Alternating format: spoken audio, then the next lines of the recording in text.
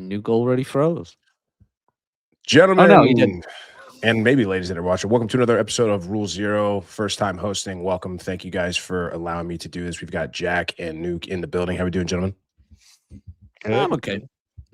I'm good. Recovering from a little man cold I had, but we're doing well. The man cold, eh? Mm. Not quite on your deathbed, but just enough. Yeah, yesterday I couldn't walk. That was an experience. I'm like, what the hell is this? I was supposed to go to the gym, do 20K steps, and it's like, no, you're not. It's like, but I have to. It's like, nope. So yeah, luckily streaming doesn't take that much leg power, so that's good. Nuke, what about yourself? Yep. Good. I basically just doing some housekeeping on my content and stuff this morning, and played some video games. So I'm in a good mood. So it is what it is. There we go. Did you see my Duality tweet? of man, the simple life of men. You know. Did you see my tweet? Which one? I opened Instagram Reels With his face. Oh, So it's so good. Because I'm starting to see those now, and it's just it's the best. It's the Where do you best. guys see them on Instagram? Yeah, like on the reels. Yeah, like on the tab, they just show up. Oh, that's a good sign. That's a good sign. Completely zoomed in, staring at me. It's like, whoa. Yeah. Hi, buddy. Yeah. Good to see you, I guess. Yeah. Well, welcome, guys. So today we're going to talk a little bit. So this is a topic that just seems to, I think we decided and talked about it on Monday, and it just seemed like there was more and more applicable things that were happening throughout the week. So we've got kind of a lot to cover today, a bunch of different stuff, but it started actually with a tweet, but I wanted to go to the thumbnail in question or the video in question. So I want to bring this up. Now, the original of this was taken down after it went completely viral, but so just bear with us. I'm only going to play like the first 30 seconds. Some other guy, cut it and scraped it and added his own stuff, but I'll just play it real quick. Let me know if the sound's coming through okay. Ladies and gentlemen, it is my honor to present the newly married couple, Mr. and Mrs. Brandon Key. Welcome to Immediate Regrets, Wedding Edition.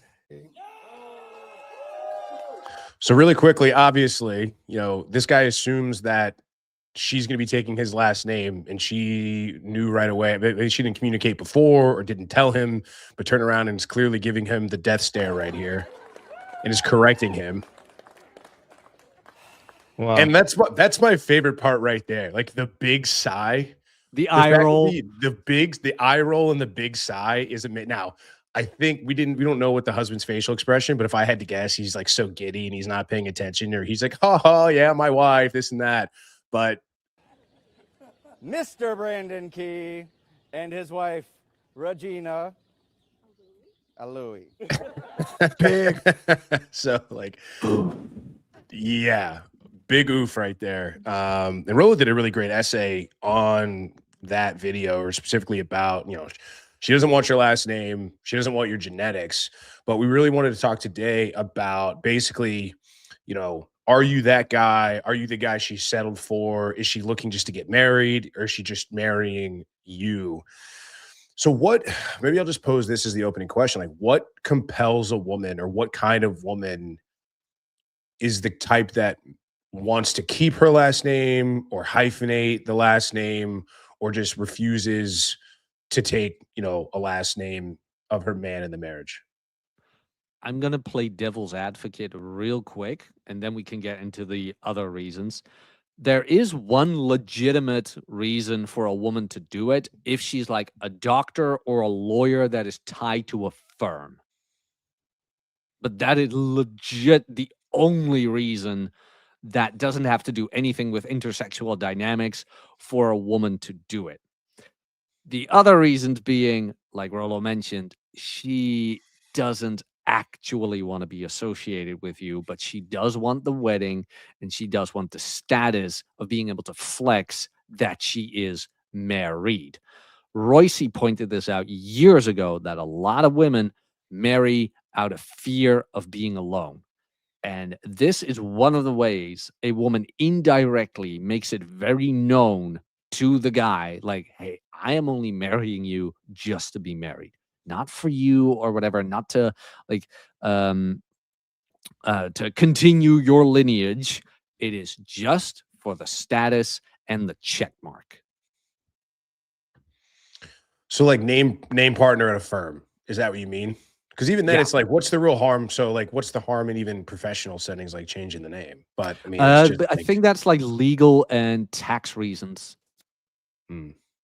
I could be talking out of my ass here, but that was the only one that I have heard of where I was like, okay, yeah, that makes sense because like you have all the documentation that needs to be changed and it's a complete hassle and it can take up to years and then you have to do all this back work with the IRS and all that nonsense. Where in that case, when you get married, it is just easier, like, okay, just hyphenate the name and be done with it. but is it worth it? Right? Like, should she see that as worth it? Is all the hassle and all of the nonsense going through that worth it for the right guy? Is there a guy out there who she will bend over backwards and do all that for and say, I don't care because I want to have your last name and I want our children to have your last name because you're that guy? Yes and no. I think there's ways around that where the kids will have his name by default. And that, like, in passing, when she is asked about it, she will mention his last name, but then only on paper it's hyphenated. You know what I'm saying? Sure. But for the average case, let's Ye- say, you know, that is- because most women, right, like, you know, are not that. No. So when we talk about the exception and to the, like, Nuke, what are your thoughts on this?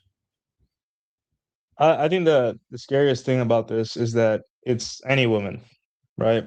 A lot of guys leading up to marriage don't ask these questions like, "Will you take my last name?" And a lot of guys too, they don't know that they don't know what genuine desire is. They don't know they don't know what it is being a girl's first choice or being the guy that she wants to be with, like, you know, based on a physical and also parental investment level. A lot of guys don't know what that is. So this guy doesn't know. He doesn't know. He thinks this is normal. Oh, this is just my wife being my wife, whatever. And for what it's worth, what's scary about this and why most of the red pill is really just anxiety driven, or sorry, not the red pill, but guys who make red pill content, it's just anxiety driven slop, is because of they think that if they make one wrong step, they're going to end up like this guy and publicly humiliated on the internet. Where, look, there's a really easy way to tell if a girl likes you. Several ways to tell if a girl is willing to take your last name. Sleeping with her right away. If you sleep with a woman right away and she sticks around and she's a good girl to you, most likely she's like, yeah, I found you hot. You know, so this guy, first thing he failed at is like, hey, I waited like probably 2 months to sleep with this girl or something. So the scary part about this is that this could be any woman is capable of this, right? Women are just, and even if and it's not about the last name, so to speak, it's about the attitude, right? It's about, like, she is afraid of losing. She is afraid of losing her independence, and she sees marriage with this guy's low status, therefore doesn't want his name. And that's all that. It's just that simple. I think what's really telling about this also is that this is at the conclusion of the actual wedding ceremony in front of all of their family and friends, in front of all of their invited guests.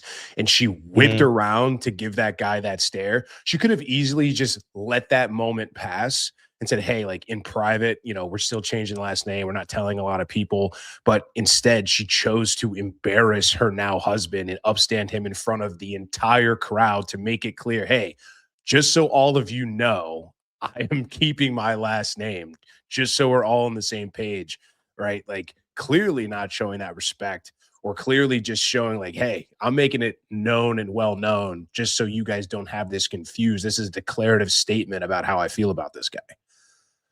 Yeah. Yeah, I mean, for what it's worth too, like, guys, and one of the things that I think, I don't know if I was talking to, like, I think John Fitch back in the day was hosting Rule Zero. One of the things you're gonna have to, like, deal with now as being a boyfriend or husband is social media training for your wife or girlfriend.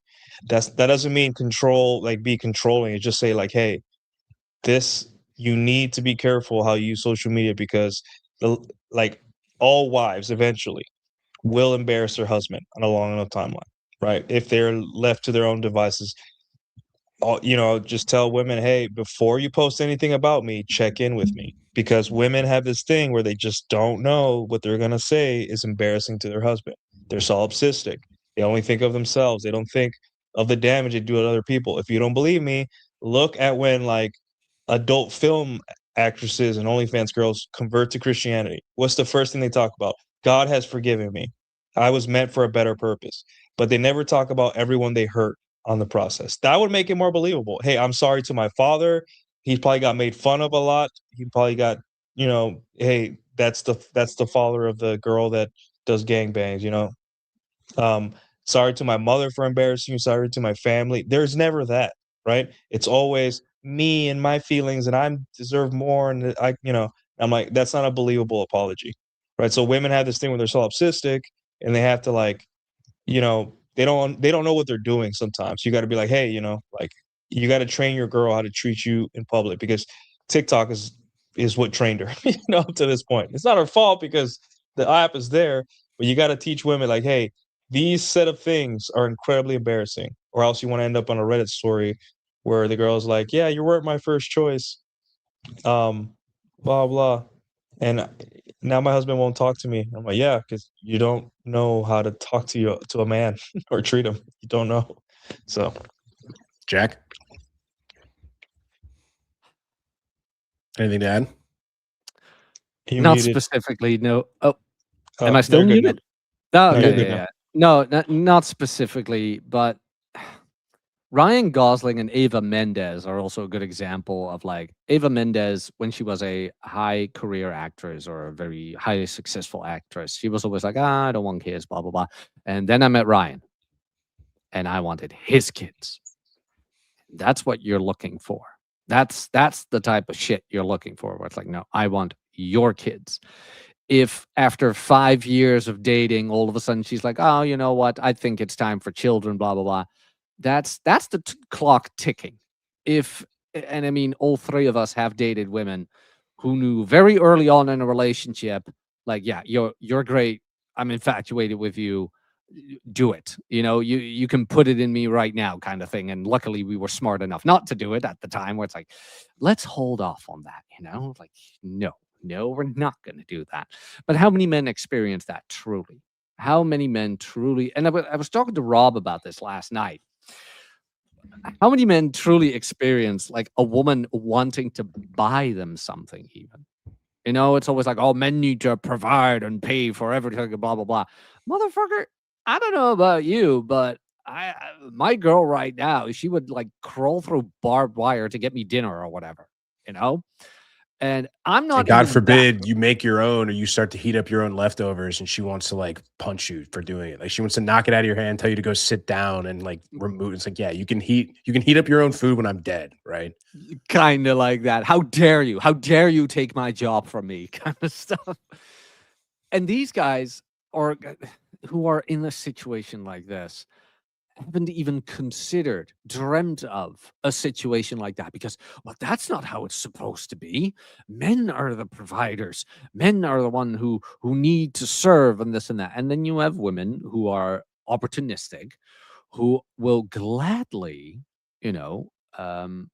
abuse that situation of like, wait a minute, this guy is completely enthralled in the old order way of thinking. It's not that women literally think this, but for the sake of explanation, that they see an opportunity and they take it. They don't have boundaries. They think vetting was the right thing to do. This is a church girl. She has my values, but they have zero experience in how they actually want to be treated. They think, oh, as long as her parents are together, she has an education and she goes to the church, it's going to make a good wife. Turns out, absolutely not. Here we are.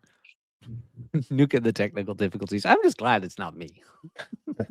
Yeah, I mean, I want to like pivot to something really quick before we get the train back on the tracks because you bring up the idea of the waiting around and the selling down because there was a tweet that went like uber viral last week, but I want to bring that up here in a second. But touching on what you both just mentioned is that I find that a lot of men and most men that I work with have still not completed their sort of red pilling or unplugging process, whatever you call it, and who really ever completes it, right? It's always like it's a journey. We're always learning, but there's seems to be for so many guys this aversion or fear of being sexual or trying to actually have sex with women when I'm like, this is all. So it's like, I'm curious how you guys try to bridge that gap where there's this super correction where it's like, oh, that's just pickup artistry and you just care about getting laid.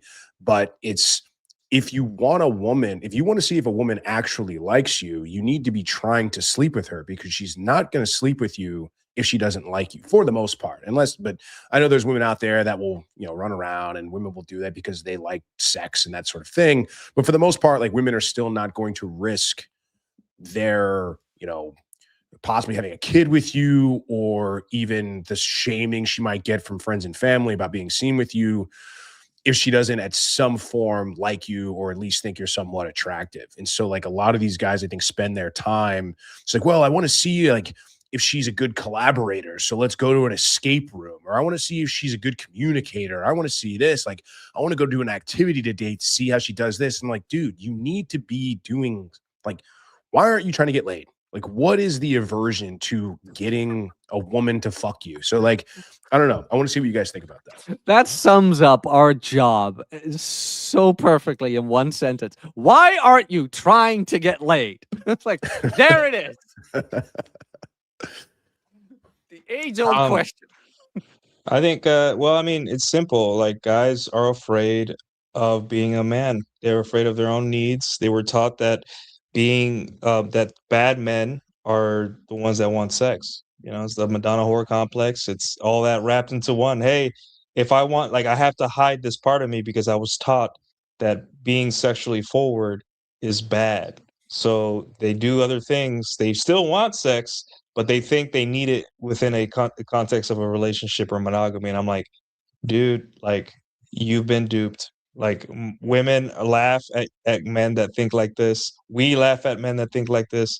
And it's up to you. Do you want to be the type of guy that forever you're going to be waiting for a girl to sleep with you? Or are you going to just, hey, you want to sleep with me? No. You want to sleep with me? No. You, yes. Life's too short. Life's too short. Like, we can't, you're going to wait a month to have sex with a girl that doesn't even like you. You did it to yourself, bro. It sucks. But yeah, that's what they were just taught. That it's just mommy gynocentrism. They're training, hey, man that wants sex is bad, and it's a filter. It's a filter for women, because now they know the guys that fell for it, they don't want to have sex with. The guys that didn't fall for it, they want to have sex with those guys. So it's a filter. Well, basically, like Nuke mentioned, they have been taught being direct and assertive is bad. Your needs are horrible, misogynistic, female unfriendly desires, and should be repressed. Meanwhile, women are out here left, right, and center enjoying their own desires. I remember even when I was younger and started getting more into dating and things like that, I thought sleeping with a guy you're dating, if a woman did that within the first month, was already like, oh God, like, isn't that fast? And the more I started dating, the more I was like, no, that's actually, why wouldn't you want to do it? Like, you have the hots for each other, you want to have fun with each other, so why not do it? It's not only the blue pill conditioning, it's also a lack of experience. Because let's say all these guys know are women who, what's the word I'm looking for here, who have them on a leash. No, not have them on a leash, but they God, sorry, English is failing right now, damn it. But they carrot, they dangle the carrot in front of them, where it's like, oh, if you just date me long enough, I'll open up to you one day and then we can have sex. It's like, no, there are women out there who do have the hots for you and do want to sleep with you on the first date, but because you have that lack of experience and of course that blue pill conditioning, you write those women off as harlots and a bad long-term investment because of the Madonna whore complex. It's only whores who do that. That won't make the great mother of my children until you actually, like, you know what, I want to get my rocks off, let's do this. And this girl starts texting you and she wants to see you again. and she wants to sleep with you again and again and again and again and again. And before you know it, you see each other almost every day, or at least 2 to 3 times a week. And you're like, wait a minute, I slept with this girl on the first date. Isn't she supposed to be a harlot or whatever? Now she's making me dinner. Wait a minute, she cleaned my house. She did my laundry. Wait, she offered to pay for dinner? She did groceries? She's texting back more often now after we fucked. It's like, What? what? I thought she would What? think I was a bad person. She's thanking me. What? I'm not gonna like, the lie though, biggest that of- was Yeah, go such a weird experience. The first couple of times a girl thanked me for sex, where I was like, what? Yeah. You'd be surprised. Like, women want to have sex, but they're know. not like us. They're not like a switch where oh, cool, hot guy, I'm gonna go. Like, there's steps that they need. They need comfort, they need arousal, they need push and pull. They need to know that that you can lead them to the bedroom. They're not like us, right? And that's another thing. Guys project their masculine experiences onto women, and then when the women don't become men or act like men in a sense, then they get mad at them. Like, hey, why aren't you living up to my expectations? Well, dude, there you go. Expectations. That's your first problem. And Covert contract. yeah, it's another covert contract. And another thing is that when one of the biggest inflection points in a guy's life that's learning this red pill stuff and actually using it, not like watching it and doing nothing, like actually going out there and becoming better with women, is that he'll have sex with 2 women in a relatively short period of time. For men, it's different. For a guy having sex with 2 women in 1 month, he's like, for some guys, that's like, holy shit. And for some guys, it's like a week, right? Let's say it's a week. They're scared. They're like, oh, these 2 girls are gonna find out about each other. I'm losing myself, my morals. Like, I can't look at myself in the mirror. And then a couple days pass, nothing happens. They still got work in the morning. The girls are happy. They don't care that you have another. Like, they're like, yeah, he could, but I just want to have fun too. Nothing happens. You just get your needs met, and you're like happier, more chill. You got this weird confidence now. You're walking like you're the shit, and people are starting to notice even more. You're like, what is going on? I don't understand. I slept with 2 women. I'm bad. I'm like, what's destroying society? I'm like, no, dude, you're gonna work twice as hard. You're gonna work much harder at work. You're gonna get better rest. You're gonna be happier, and now you're in the running for probably more girls and possibly a girlfriend or a wife because you simply got over this stupid fucking Madonna horseshit. You just slept with women. You gave them what they wanted. They want to sleep with guys that are attractive. And now everyone's happier. Everyone's happier. You know who's not happy though? The guys on the internet, they're like, you're the reason I can't get laid and the country's going to shit. I'm like, no, I work in the data center industry. I'm literally the reason a lot of this shit's still running, bro. What are you doing? What have you done to make society? What are Where's your you body of doing? work? Where's your Yeah. body of work? Yeah, bring up a really good Exactly. point, Where's your man. body of Like, work? I think, and I saw you tweet this maybe the other day, the graph of like the push pull, like the stuff isn't linear, right? It's like tell a funny joke, tell a funny story, and then like when you're on a date, for example. So like even guys that I'm coaching now, the vast majority of them fall into the interview trap where it's just peppering boring stuff because again, they go into these things where they just, I'm looking for a girlfriend, therefore I need to check off of these boxes, and they're not as worried about having fun. But there's some guys that will listen to that. They're like, all right, I'm not going to do any of that, and I'm just going to focus on being like the hot funny guy. But that can be an overcorrection too. Like the real gold is in the nuance. The real gold is how you're able to balance the two. Like it's why we talk about the need for the alpha and beta, both sides of the coin, or the comfort and the arousal. And that's where the real gold is. And it's like, yeah, guys, it's hard to develop that. Most guys are far left, far beta, right? And then they overcorrect and it's all alpha, or you go from just being the boring guy on the dates, like what do you do, what do you like to do, what are your hobbies, blah blah blah, to just now you're just gesturing, or now you're all about like cracking jokes and running jokes, and she's like, this guy's just not serious at all.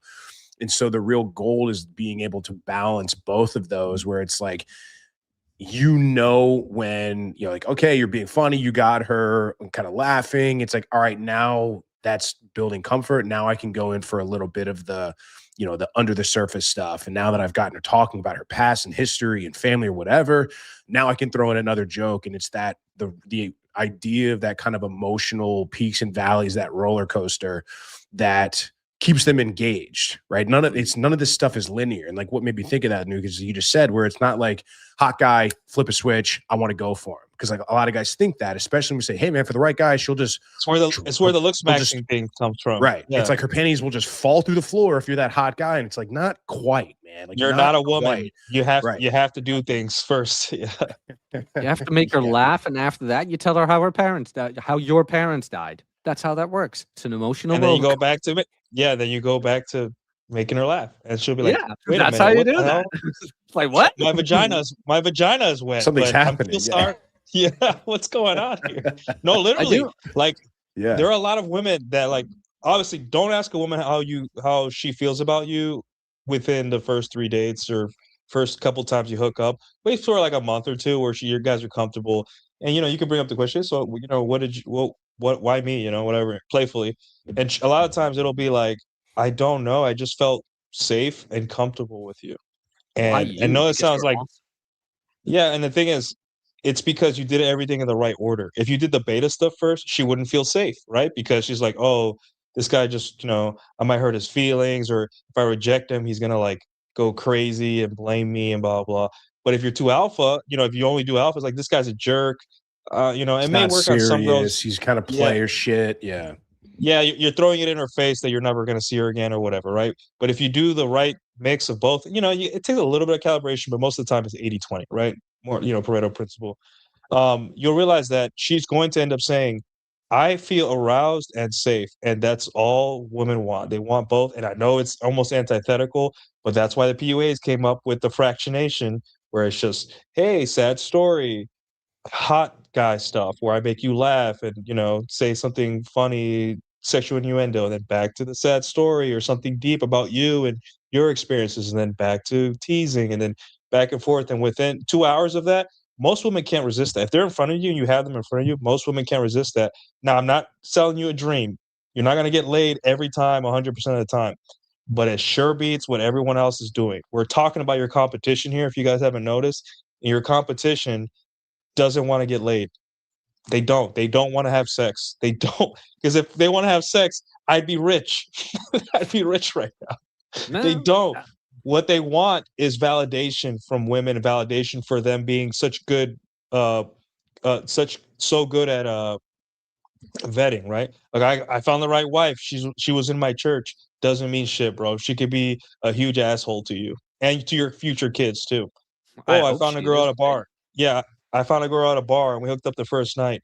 Wow, dude, I'm so sorry. Like, she must be ruining your life. Like, no, she has 3 of my kids. She's a great, and I can't wait to get home from work to see my wife. And that's why a lot of you guys work extra hours, because your boss does not want to cut you loose because he hates his wife and kids, because he thought the same thing as these guys. Oh no, she's this, she's that. I vetted her. She's gonna be like this for the rest of my life. No, sir. No. Nothing will ruin another man more than a man who can't get laid. Yeah.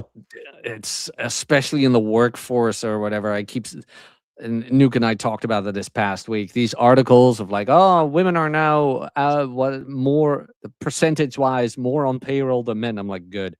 This is an absolute great, amazing thing that could have happened. Where it's like, yeah, a lot of men don't want to be on payroll anymore because of how feminized corporate America and Mhm. corporate global corporate just is. But these, it's not even these questions, like these behaviors, that sexual desire, that sexual urgency a woman has for you, not playing into that is what will dictate the level of enjoyment your relationship will have. It truly is. The more she desires you, whatever, the better everything will be. Because have you ever met a guy who's pissed off, who gets a blowjob every morning, or could get a blowjob every morning because his wife, girlfriend, whatever, is just so excited to be with him? I haven't. Every manager, whatever I ever had, who was an absolute dick, and you saw them with his wife, you could see You could absolutely see, like, his wife hates him. He hates being there. He tried everything. He's nice to her, buys her flowers, whatever, and she just doesn't want to sleep with him.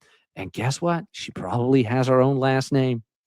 I know a couple of people who have it, and they look exactly how you think they do. Physiognomy checks out every time. They call it a pseudoscience for a reason because it hits too close to the truth. And it truly does always come down to sex. Some people would say, like, oh, is everything about sex with you guys? Yes, it truly is, because that is the one and only action that tells women, or that tells us how women truly feel about someone. How much effort is she letting the guy go through or put in to have sex with her? And it was leading on, by the way, that I, for some reason, forgot. But how much effort is she going to put him through? Or how long is she leading him on to finally get between her legs? And the less effort she puts him through, the higher that desirability is. And it does remind me of Dan Bilzerian, where he actually talked about this. Of like, yeah, I know, like, you need to talk to women and you need to do the push and pull and blah, blah, blah. And I always wanted to reduce that time between meeting a woman and sleeping with her as much as possible. And the only thing I found that could reduce that to the bare minimum was being famous. Because now I just walk up to a chick, she knows I'm Dan Bilzerian, she knows what I'm about, and she kind of wants to sleep with me already. And I can't blame him for that, in all honesty. So if you guys do really want to bypass everything, just get famous, Just get bro. famous. Just draw the owl, man. Just Draw the fucking rest of owl, the you owl. know? Just get famous. Just get into the 1% if that's what you want to do. Well, it's like, not to beat the hell out of this topic, but this came up again earlier Tuesday. So we haven't released this episode. We're going to hopefully start live streaming coming this week, but I'm starting to do like an in-studio kind of panel podcast on Tuesdays now with more local people in my market and people that I'm working with. I told you guys before, I'm doing some of the matchmaking stuff or working with the matchmaking company, but we got into the, so like, there's this fascination with like coffee dates, lunch dates, dinner dates, or this idea. And we've said before, it's like coffee dates, not sexy, lunch dates, not sexy. It's how else in the world, like guys they're kind of refusing to use every possible tool that they can to get them to that. It's the argument was from these women again. It's just the argument is like, oh, like it's a first date. There shouldn't be anything romantic about it. Or first dates aren't supposed to be sexy. It's like dating is inherently sexy. Like, why else are we doing this? And I even like there was even a woman that brought up FaceTiming.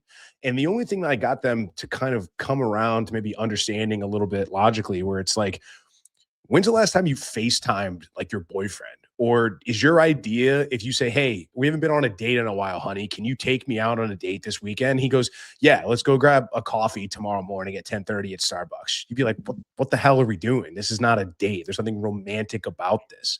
So it's, it just seems that, and these guys won't fight back on that. And I've kind of told these guys, I was like, look, your date should be drinks, maybe some apps, because women will go on a lunch date with a guy she's not interested in. She'll go on a coffee date with a business associate. She may very well even get dinner with a guy if it's early enough in the day, like dinner or it's a light bite or whatever. None of that stuff is implying or inherently letting you know, like, this is a date where potential romance and sex is going to happen. Women will not go get drinks with guys that they don't find sexually attractive. They're not romantically, remotely interested in, because they understand at a subconscious level that alcohol, subconscious or conscious, alcohol lowers your inhibitions and you can make bonehead dumb decisions when you get drunk. And the last place you want to be is drunk around a guy that you don't like, to give him the wrong idea or put yourself in a potentially dangerous or uncontrollable situation. But these guys fight me tooth and nail on this stuff. It's like, well, that's what I'm comfortable with. It's like, that's what your fucking problem is. Like, okay, keep going to Starbucks at 10 o'clock. And she goes, cool. Like, I got this dude that's taking me out later that I'm gonna, I'll bring him the leftover. So it's, I know we talk about that a little bit, but it's just something that these dudes have to get beat over the head with. I'm the only one who always pushes back on it, where it's like, nah, coffee dates are fine. No. I know. I'm the only one. It's like I don't drink, and I used to do coffee dates all the time, and they were fine with me. But also because I continue the date. Where it's like, let's grab coffee Different. there, Different. take it on the go, and we just strolled through town. And that way, what was nice about it, when you walk together and blah blah blah, you can let her initiate kino. So like physical touch, and women have the most inconspicuous manner of initiating physical contact. Like, oh, I'm just so clumsy. Oops, I keep bumping into you. It's like, sure, honey. Yeah. But what that is an indirect invitation of you more assertively initiating physical contact. And I've done that where it's like, yeah, she kept bumping into me and I just held her hand. It's like, there. Now you don't have to bump into me all the time.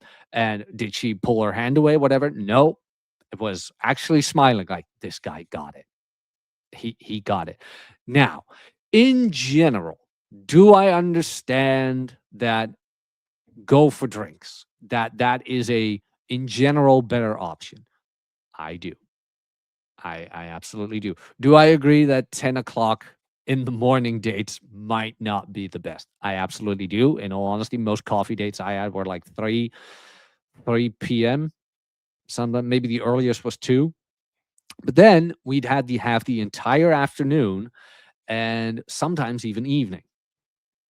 What I would do though is if a girl right away would give me a time frame, I would cut it off. It's like, "Oh yeah, I only have an hour." I'm like, "Let's do a different time then." "Oh, why? What do you mean?" I'm like, "I don't want to be on a time frame with you. I want to I want to be able to see where this goes, that if I enjoy spending time with you, I'd like to spend more time with you instead of needing to look at the clock the whole time, worrying about when I need to leave. So, you know what? Let me know when you're free." Sometimes they would plan another date with me and sometimes they wouldn't, but then I'd already knew what I was in for, which was a waste of my time anyway. So in general, I do understand it, but I wouldn't write off coffee dates completely. But that's me. I'm the outlier on that one. I know. I'm very well aware. I mean, I'd even go for ice cream dates, man. Used to love those. Want to get gelato? Like, what? People do that? It's like, yeah, man. I remember being on Troy Francis' channel back in the day. And I remember the girl I was dating, and I still do this, by the way. I took her to McDonald's, and we had the time of our life, and the entire chat went wild. Like, what man takes a girl to McDonald's, and what the hell were you thinking, and how could she date a bum like you? It's like, dude, we're having a blast. They had new, like, cheese bacon fries, and we wanted to try it out, and it was amazing, and we sat there where it's like, that's not as good as we thought. No, but we had an experience. We went home, played video games, and had sex. It's like, what more did I want? But guys in the chat just couldn't believe it. Like, what the hell is this? You're supposed to take a girl out to a romantic dinner. It's like, no, Why? you don't. Why?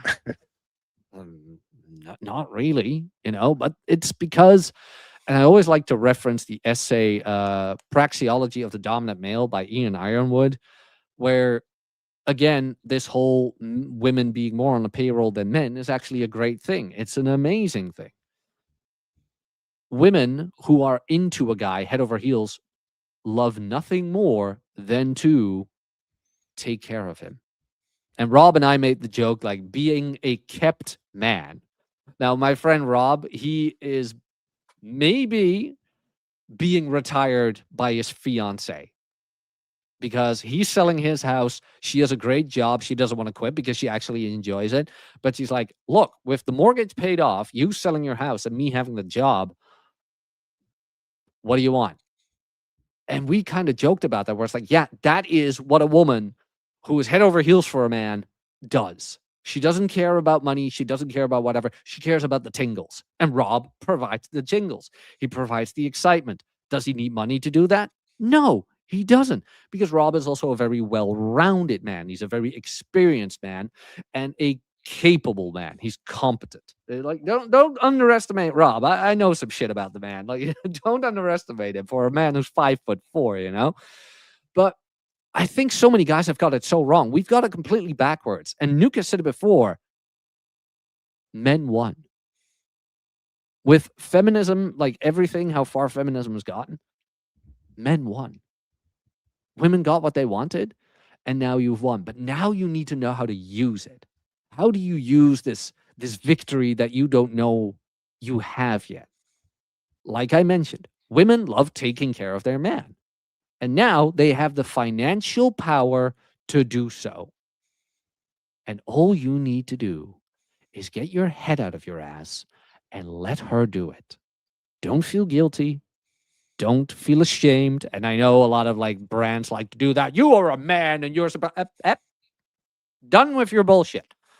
Women now earn money and they can spend it however they like. And if she wants to spend it on me and pamper me, and all I need to do is to be hot, exciting, and lay pipe. So that's the answer. So because it's like the what's the word I'm looking for here? The nomenclature or like the saying goes, right? You know, women are only going to date up or across, or if you're going to date a woman or try to date a woman that makes more money than you, it's going to be much harder. It just adds a layer of complexity. But is that the end? It's like, cool, man. Like maybe you don't have to necessarily be the provider in the relationship. You can just be a guy who is hot and attractive and you just game her. And that's really because she give her what she wants, which is to ultimately take care of you. But you have to be that guy. Like she doesn't want to take care of a bum, right? Well, how that is implemented is what is the dominance hierarchy in your relationship? Because a dominance hierarchy consists out of many aspects, and especially in a man-to-woman relationship, it's just like, of course, you got to be. I will give you this: you probably want to be stronger than your girlfriend, probably. I think that's what's a given. But the financial thing, now, if it is built upon that, on you being the provider, things like that, it is way harder to get out of that. Now, Ian Ironwood, in his brilliant essay, actually went through that, where his wife did start earning more than he did, but he didn't let it get to him. It's like, oh, so you earn more now. Okay, fine. But I still lead this household. So he stepped up his leadership role instead of his provisioning role. And that's how he made that work. Because just because your girlfriend takes care of you doesn't mean you don't lead. And I think that's where a lot of confusion comes from. I see Nuke pondering. Yeah, Nuke, you That's with always us? a good sign. That's always a good sign. Go ahead. I mean, you guys know how I feel about coffee dates. The reason The great drinks war date between is us. it's just the average person works like 50 hours, man. Women are tired, stressed. They're working a lot of hours. They don't know if they're ever going to get married. They have all these worries. So the drink is just to take the edge off, to make her likable for 2 hours. Women are not that likable because they're stressed to all hell. The drive to go see you was stressful for her. Getting ready for you and shaving her legs, everything, telling her friends, here's my location in case this guy turns out to be a creep, all that crap. It's all stress. So the first one or two drinks is for her to like calm down, relax, and come back to being herself, which is very rare that she can be herself. The thing with America is that we have a high-paced life where we just work, work, work. That's all we do. So when you go to a coffee shop, what are people doing? They're working, even on Laptops the are out. weekends. Yeah. Yeah, laptops are out, and you can't say anything too crazy because everyone's like listening or watching you. It's not a sexual zone. So coffee dates are a backup to me. I've used them before, and they're great for multiple reasons. I met an ex-girlfriend of mine where we went on a coffee date, but she showed up in a dress, and we had a coffee, and then I said, "Hey, you want to go across the street and have drinks?" She's like, "Yeah," and we had drinks, and then we dated for 6 to 8 months around there. Um, and then I've had coffee dates where I'm like, "Man, I'm bored." Like I just don't. The walls are painted white. Everyone's quiet, trying to work. So you got to self-edit because everyone's quiet and working. So it all depends on the culture, the state, the part of the city you're in, and maybe the time of day. So just use it as a backup and realize that, there's going to be a little bit of self-editing required because it is not a bar where people are in a good mood. There are stressed people in there trying to submit reports, write emails and stuff. and all that. But I love coffee a lot. I just got an espresso machine, so Mind you, that with every coffee, morning I I've have got one. the stereotypical European image of like you sit outside with a coffee and a cigarette, you know, with terraces full of other people enjoying yeah, themselves in the afternoon.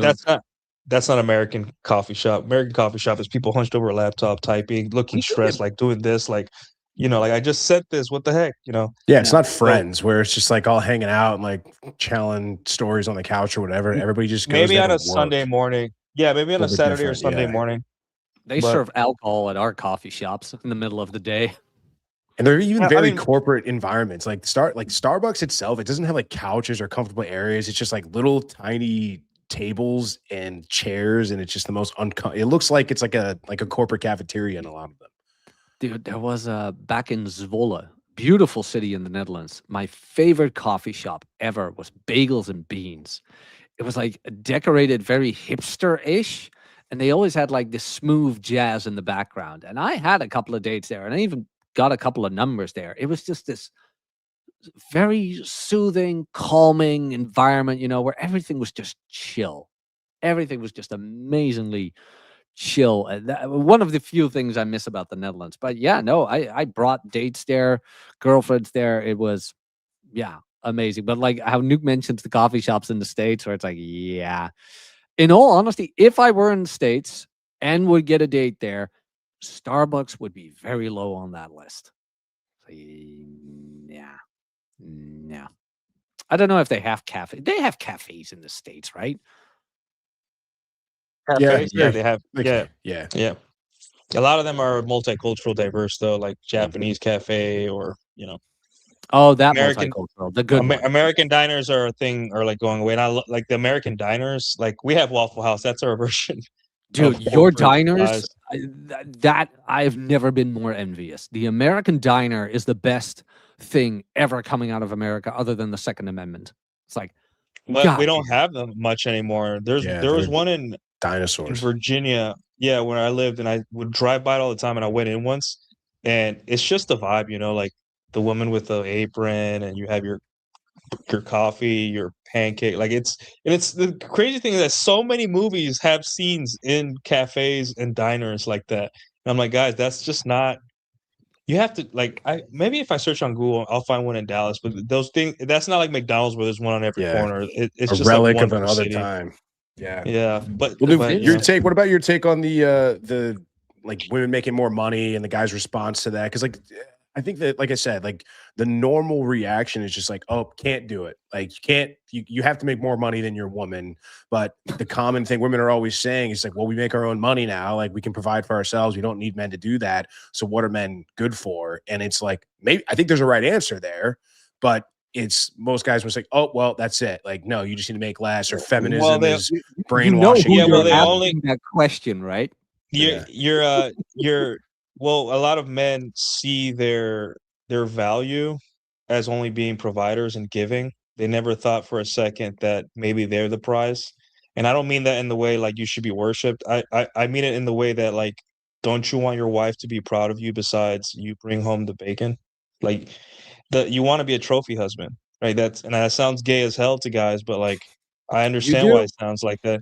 But trophy husband doesn't mean you're at home doing nothing and just cleaning the pool and cooking and cleaning, right? It means that you have your own life, your own goals. You're not a bum. You're in shape, and you do your job as the hot lover. But also, you can provide comfort in other areas, right? She makes a lot of money. That doesn't mean she's an alpha bitch that like needs like she got her own life in order. She's going to need even more support from you and like decision making because she has more decisions to make. So you got to be there. You don't tell her what to do, but you say, "Hey, do this, do that."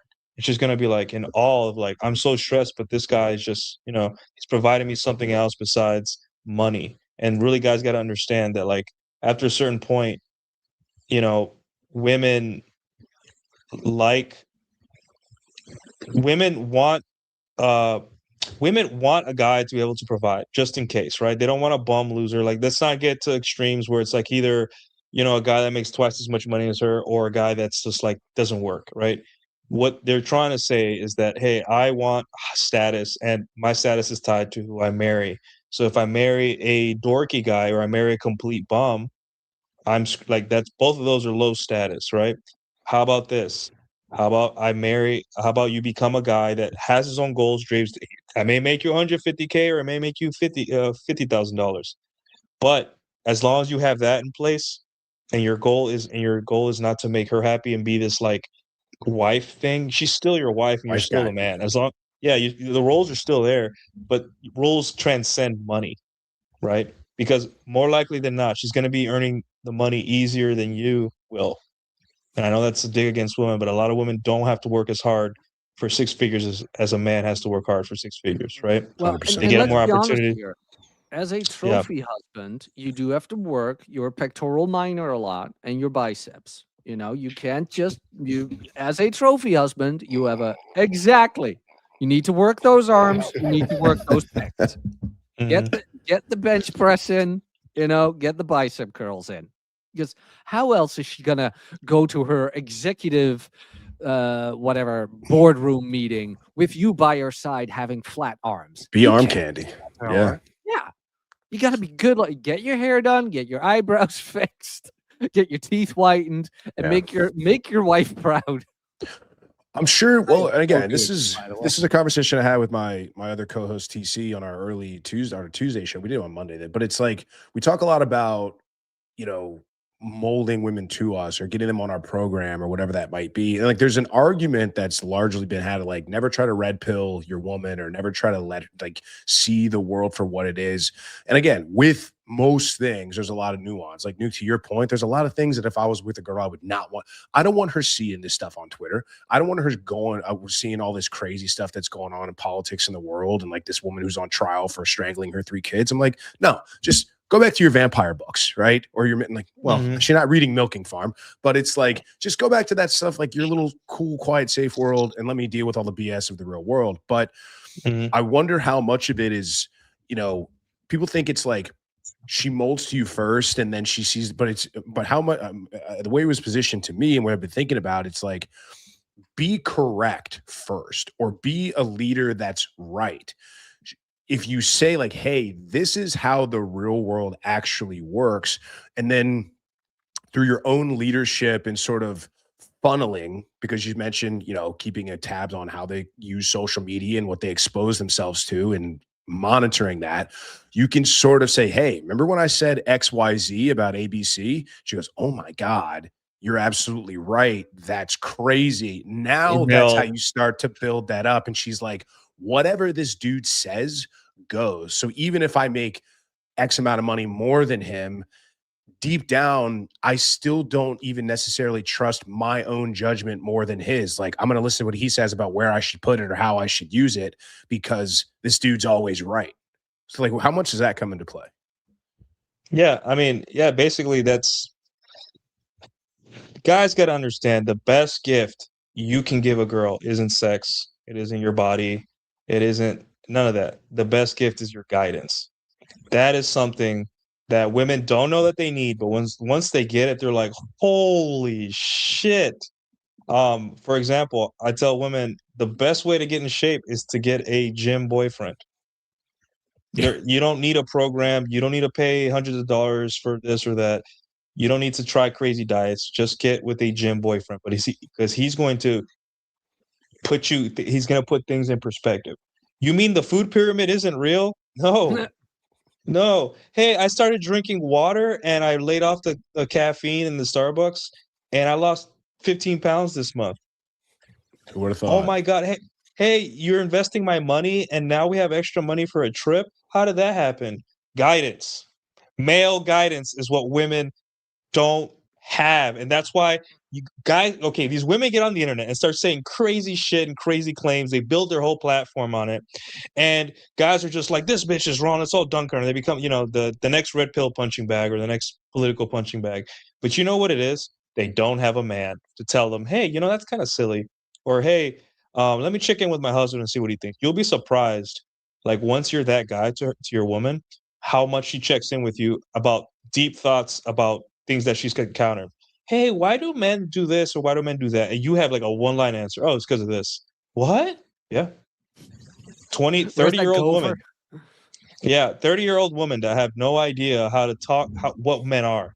They don't know because they got raised by a defective woman, aka dad, and an overbearing mother, aka mom, and then TikTok and gynocentric society where they think that men are these broken creatures that suck at life, and then when they get with a guy that's like kind of competent and all that stuff, and he's like, this is how the universe works, by the way, and they're like, what?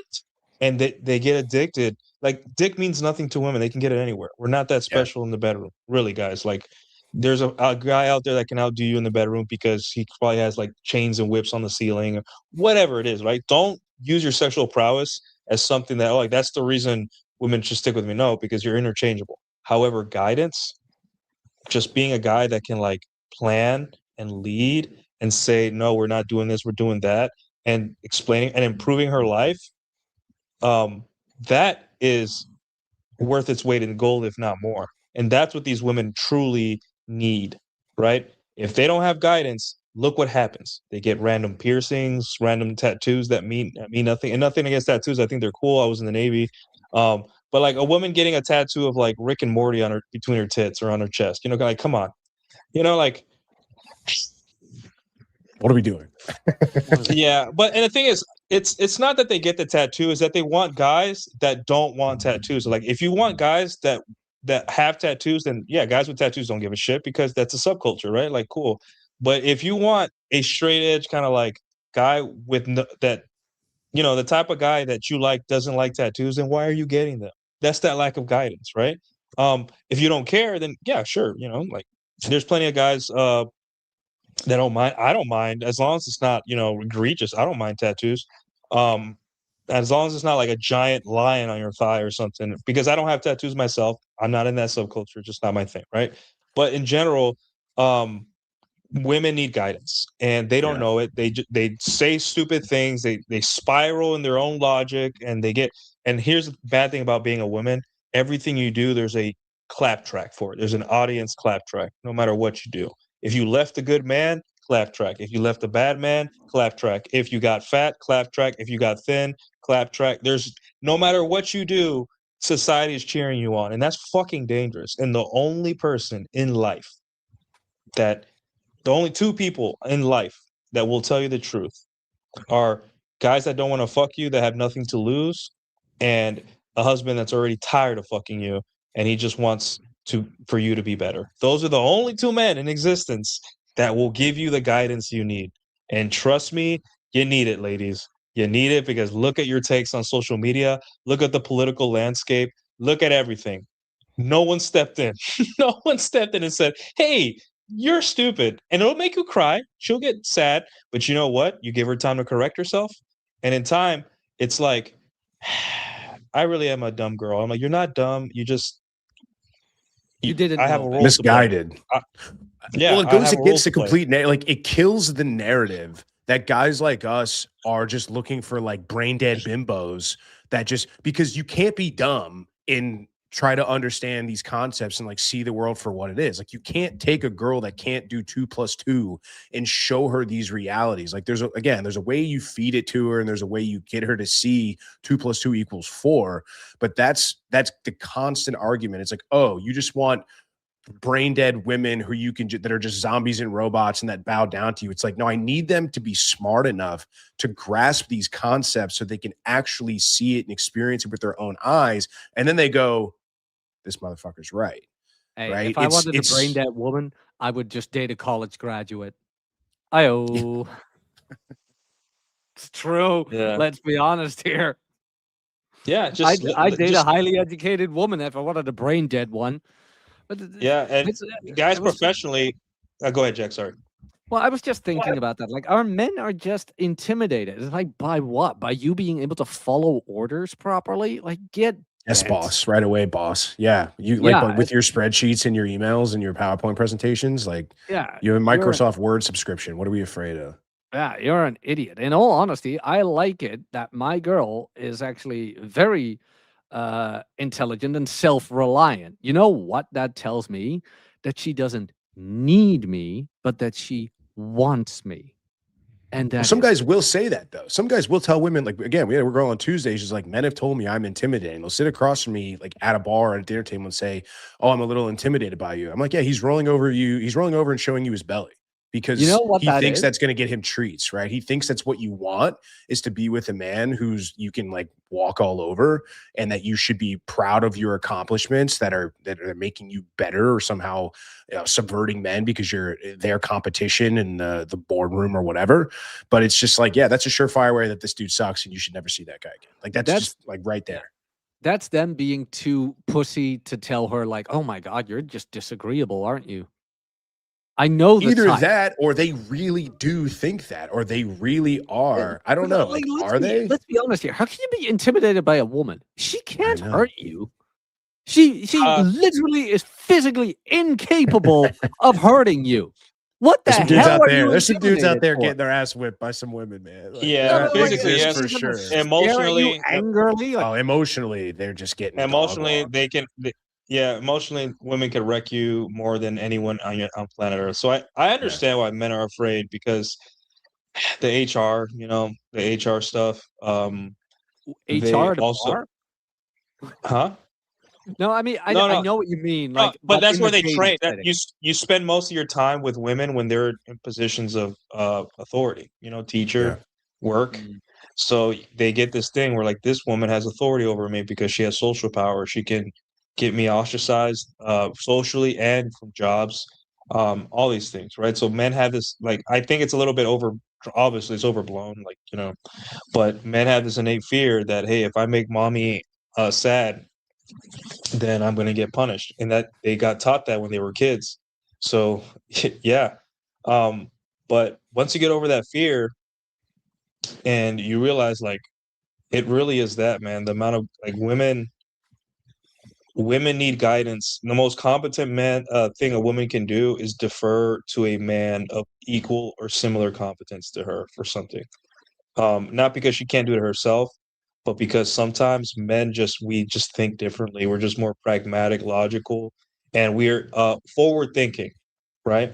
But I want to have Starbucks, or I got a Starbucks gift card, blah, blah, blah. I'm like, just give it away to somebody because you have a problem with Starbucks.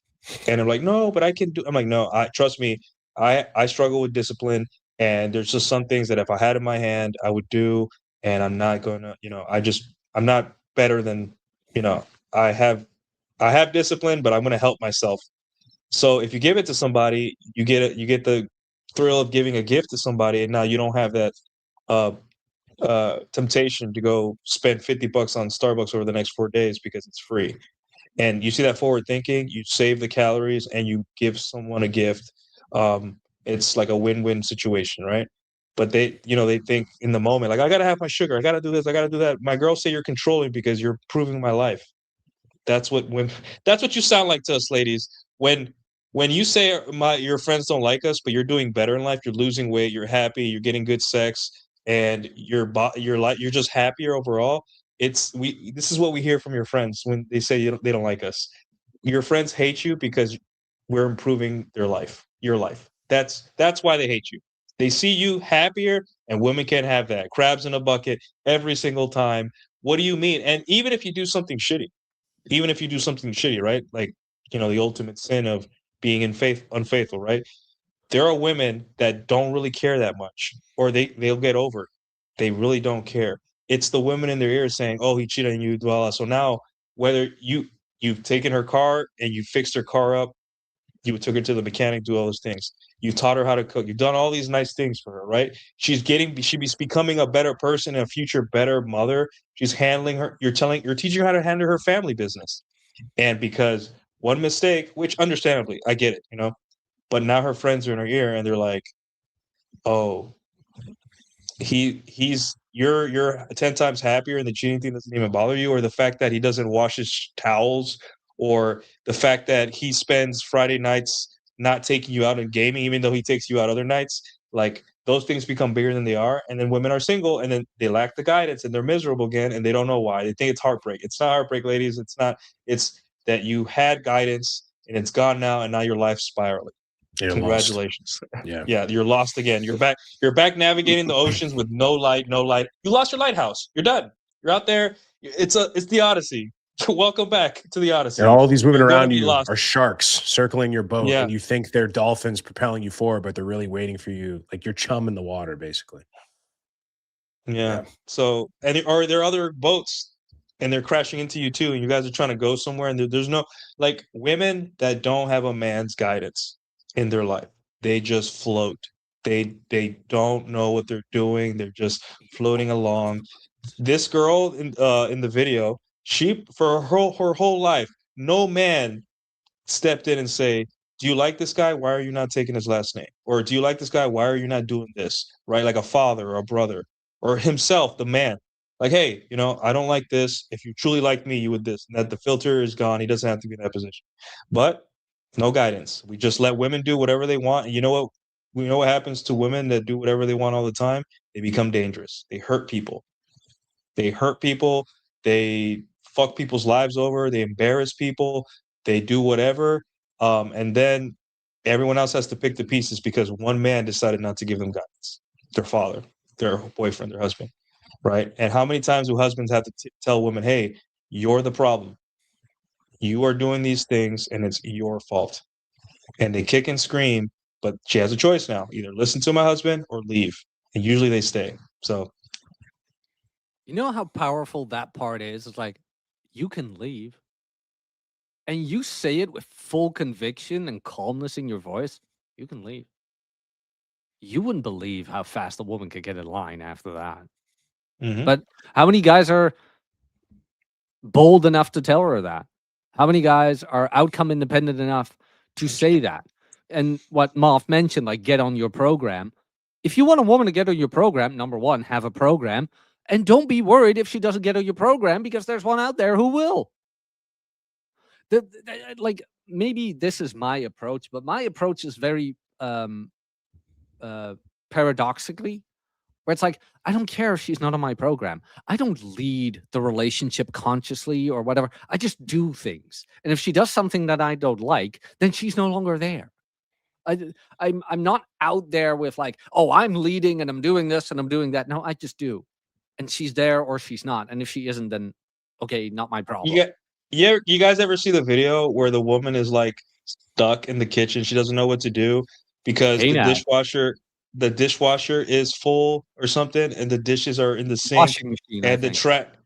the trash is full. And she's like, I can't do this because the trash is full. Because the trash is full, I can't do this. Like this chain of things that she can't do because she's stuck. And the guy's like laughing. He's like, okay, and everyone in the comments was like, men were like, okay, well, take the dishes, put them here, then do this. It's like logical, right? And I know it sounds like it's scripted, but man, does it feel real? Because that's what women are. They get stuck. They don't know where to go, what to do. Hey, Overwhelmed. yeah, my mother said this, and I don't know what to say. I'm like, oh, have you tried saying nothing? But then, oh, this girl at work did this, blah blah blah blah. Hey, have you tried like changing your lunch hour so you don't have to see her 30 minutes early? You get more work done that way, right? Oh, you see the little hamster going in their head, and I'm telling you guys, the lack of guidance in women, and that's why like it turns the whole "oh, women ain't shit, they're destroying society" to like amuse mastery, right? Yeah. Because these guys that are claimed to be red pilled, they claim that women are dumb. Women are dumb, they're silly, whatever. But then they're terrified of women, and they're terrified that the women have these master plans to destroy society and get everything, like turn America into a communist utopia, whatever. That's what they think too. Is like, but which one is it? Are women dumb, or are women masterminds that are destroying our lives, right? And the truth is, they can only destroy your lives as much as you let them. Number one, and women don't want to hear that because we take away the victim complex that they have, the victim trophy that they have. And number two, once you realize that women don't have a plan and they're just floating around saying whatever and glomming onto every like trend or cool thing, right? Then you can sit back and laugh. And then when you got a girl that's on your program that loves you and wants to work things out, she can sit next to you and laugh at those girls together because she was once one of those girls, and she'd be like, "Wow, I really thought this." I'm like, "Yeah, you really thought that buying a Stanley Cup for $60 was worth it, and all your friends are broke in credit card debt, and I built you a fund. I got you on Fidelity, and I built you an SPY fund where you could put $100, and in 10 years, you're going to be 10 times richer than all your friends. And guess what? Even if you're pregnant and you can't work, you're still going to be making money through investments. You know why? Because you had guidance. You had a guy that's smart and competent, Well, and you valued him. little bit That's off all it is. topic.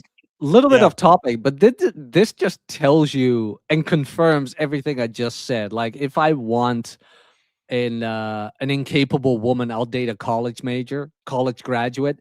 This just tells you how bad the education system is, really. Because, like, No, it's oh, on they're topic. they're It's on ahead topic. they're ahead in college, they're ahead in university, and look at all the basic shit we still need to teach them. Look at Yeah, what it's we're all doing here, system. Joe. It's all systemized. It's again, it goes back to Nuke's point where it's like, no matter what they do, standing round of applause for as long as they're conscious or being alive or remember doing anything. Hopefully, I mean, I'm sure that things when they're younger, and then, hey, don't do this, don't do that. But now, when you have agency, you have a being, you have a person, an organism that no matter what they do, there's zero consequences. Like, someone out there is going to pat them on the back and bow down and kiss their feet. So it's like, on what planet are we supposed to? Why would they act right? Like, why would they act a certain way? And it's just, it goes back to this, oh, we can't blame women, but they have agency. But I think what's also interesting is like, I go back to the toaster meme, right? 20 years ago, want to bang a toaster, think Oh, no. I'm an idiot, don't do it. Now find internet forum, 20,000 toaster fuckers out there, fuck my life up because I banged a toaster. But guys, like, there's a lot of guys out there that are doing this stuff too now, where it's like, you can say the most outlandish stuff. You can be like the Nick Fuentes of the world, or you can run around, do XYZ, ABC. And I think women are starting to get a little bit of social shame, but there's enough support that drowns out that noise. But for whatever reason, it seems like both men and women are either getting shamed or applauded, maybe equally, maybe not as much. But it seems like men still have that internal governor on, where they're still driven by the values of like honor and sacrifice and doing the right things. Is that something that's like innate? Is that like we haven't evolved and had this experience of being celebrated for just saying outlandish shit long enough? A little bit It's of a both. covert contract. It's a covert contract because I have honor and shame, and like I have values, but for my friends, for my job, for the people in my life, because if my friend needs help, I'm gonna go help them, right? And I hold them accountable. Hey, dude, you screwed me over. But not for the whole country, not for the whole Western Hemisphere, not for every person that looks like me. No, I don't know you. Like, I don't know you, right? You could betray me. That's not how that works. And step two is like, if I have enough honor and courage, and all of us do, then women will act right. No, all those men in Ukraine had to go die, and their women went to Miami, went to the rest of Europe and partied, probably with brown guys. They don't care.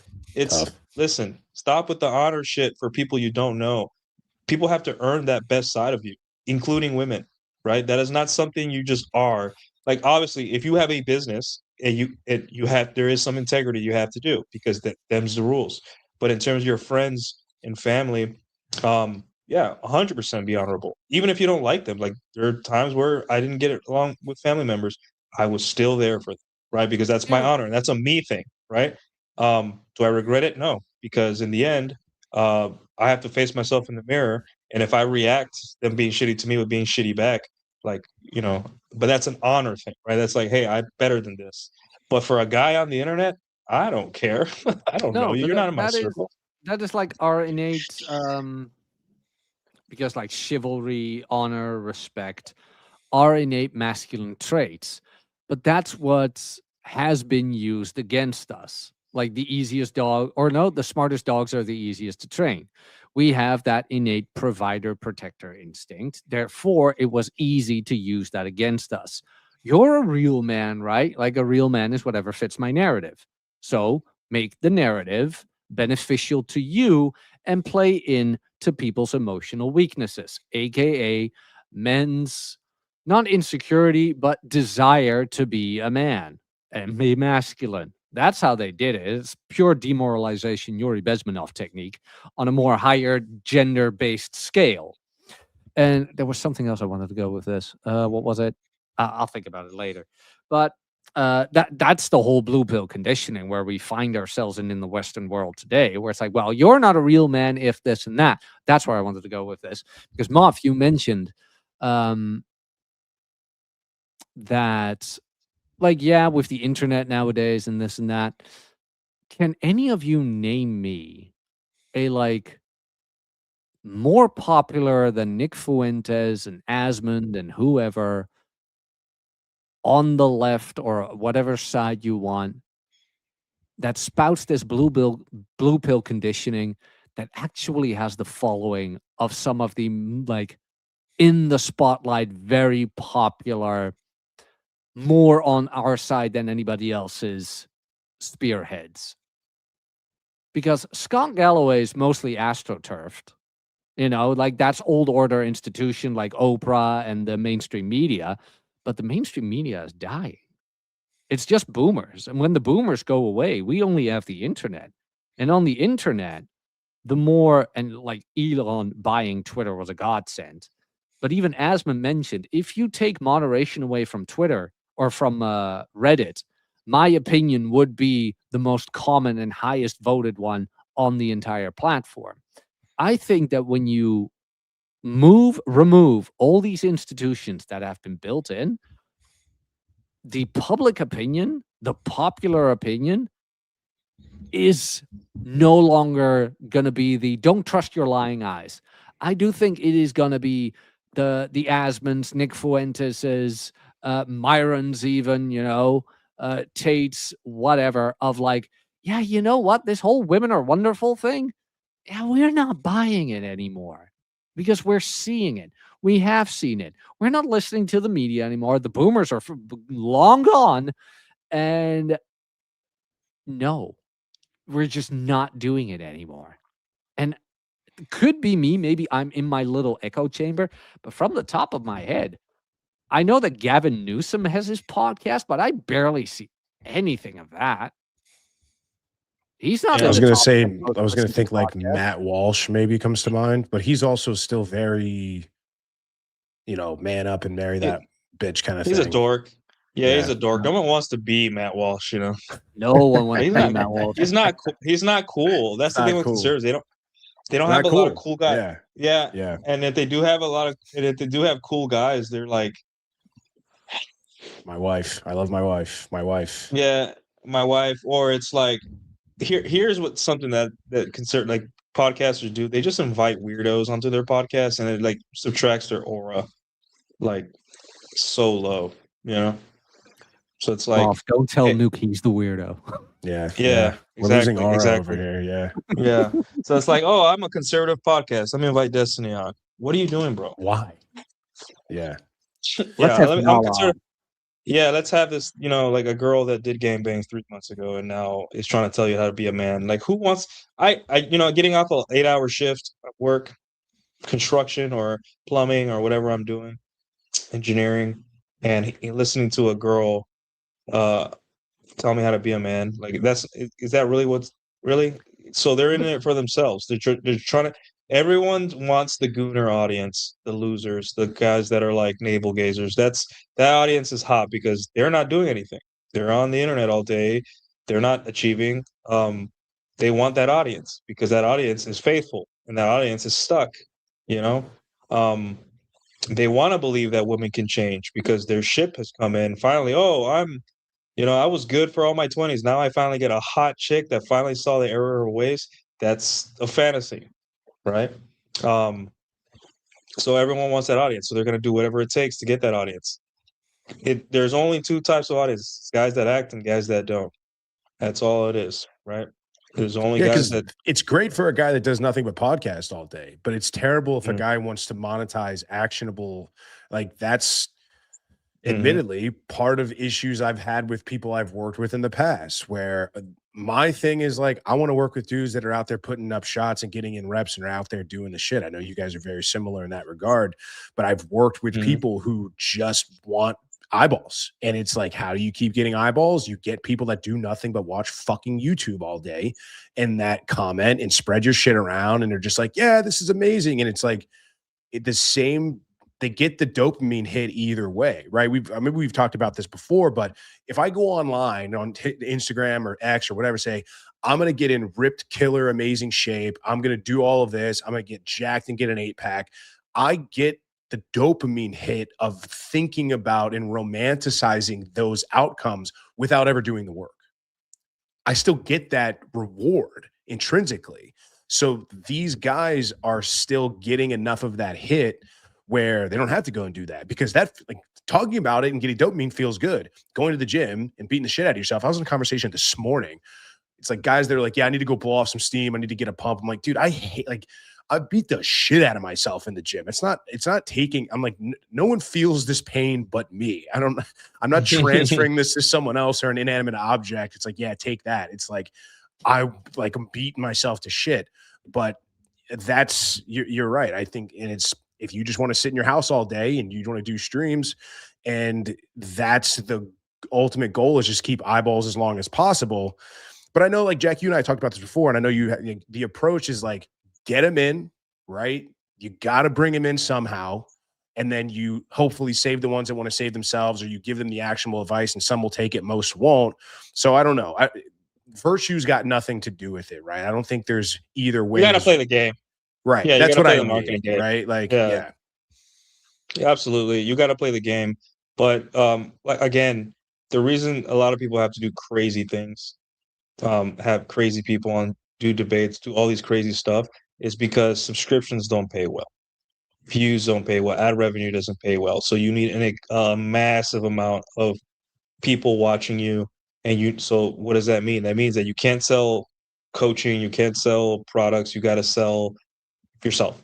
And that's hard, because you got to, the crowd wants what it wants.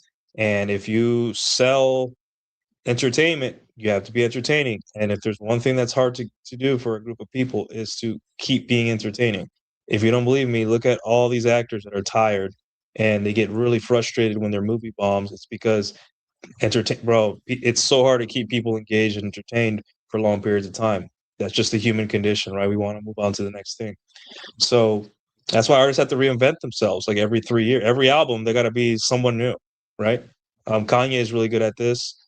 Taylor Swift is really good at it. It's just the reinvention. You know why? Because keeping people engaged is hard. So these people have to do crazy things and get involved in drama, and say, hey, this guy insulted me once. I'm gonna start a beef. And great. If it gets you paid, sure. But this is why I take the Motorhead approach. Almost every Motorhead album sounds the same as Slayer, though they got a couple of outliers there. But yeah, you know what you're going to get with Slayer. You know what you're going to get with Motorhead. And I'd rather have that audience, like the diehard. Yeah, the diehard screaming Slayer at every concert they go to, or Lemmy or whatever. And that takes time. Motorhead at a certain point, I wish Rolo was here. He'd know this. Like, how many studio albums does Motorhead have? I don't 20 or something, like a lot. Mm-hmm. But are they as popular as Kanye or Taylor Swift? No. But were they able to live the best life they could have possibly imagined? Oh, hell yes. Yes, they could.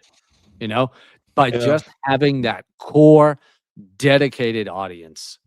And that's kind of what you want to go for. Although on YouTube, things like that, it's gonna take you a hard time. I mean, we just had two people drag out Charlie Kirk's corpse just to get a podcast going. I mean, I think that's the logical conclusion.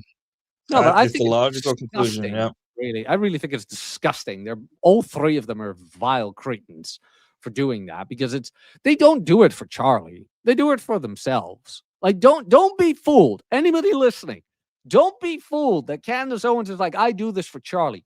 Fuck no. She earned $300,000 on this bullshit. I do it for Charlie. Okay, donate it all. She won't. Yeah, give it away. And not especially because I to TPUSA. Yeah, donate it all to TPUSA. Yeah, like, who am I to Candace Owens? Okay, fair point. But it's like, if you want to know somebody's motivation All you have to do is look at the outcome. $300,000. There's your motivation. Yeah, and we gotta, and I gotta play the game sometimes. I gotta say crazy things, and I do all the time, right?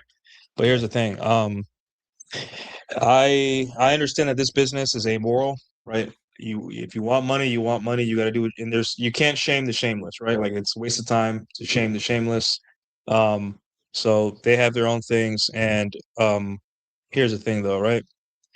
We're not in the same niche and I gotta explain this to people all the time.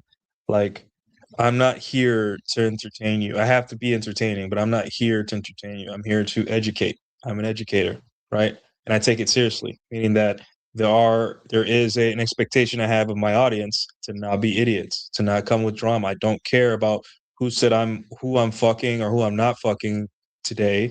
I don't care about, because at the end of the day, it's like this.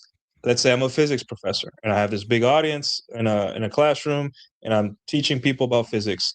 And then someone busts through the door and said, "Hey, professor, didn't you sleep with this professor 5 years ago? What do you got to say now?" I'll just be like, anyways, guys, back to kinematic equations. That's how I am, because it's just like, I'm not here. Like, dude, like, go somewhere else. Go to another classroom.